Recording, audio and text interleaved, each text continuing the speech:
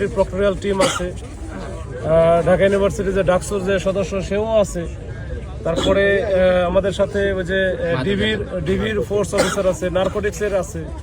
এই সবাই কিন্তু আমরা চাই, আমাদের লক্ষ্য একটাই, যে সেটা হচ্ছে যে মাদক মুক্ত রাখা। এই যে বিশেষ করে সোহরাওয়ার্দী উদ্যান কেন্দ্রিক অনেক ধরনের অপরাধ হয়। এখানে অনেক জায়গা আছে যেখানে একটু ঝোপ জঙ্গল থাকে, গাছপালা বেশি আছে, আলো কম থাকে।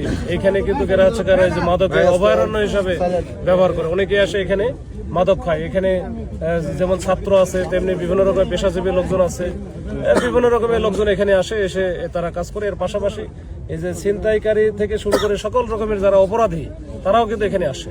এবং ইভেন যারা নাশকতা করবে, নাশকতা পরিকল্পনার জন্য এটা হচ্ছে ভালো একটা জায়গা। ওই জন্য আমরা চাই না যে এই জায়গাটা ভালো থাকুক, এটা আমরা আমাদের জন্য খারাপ বানাতে চাই, মানে আমাদের খারাপ, ওদের জন্য যেন, যেটা যারা অপরাধী তাদের জন্য বিরাট একটা ভয়ঙ্কর জায়গা এটা হবে।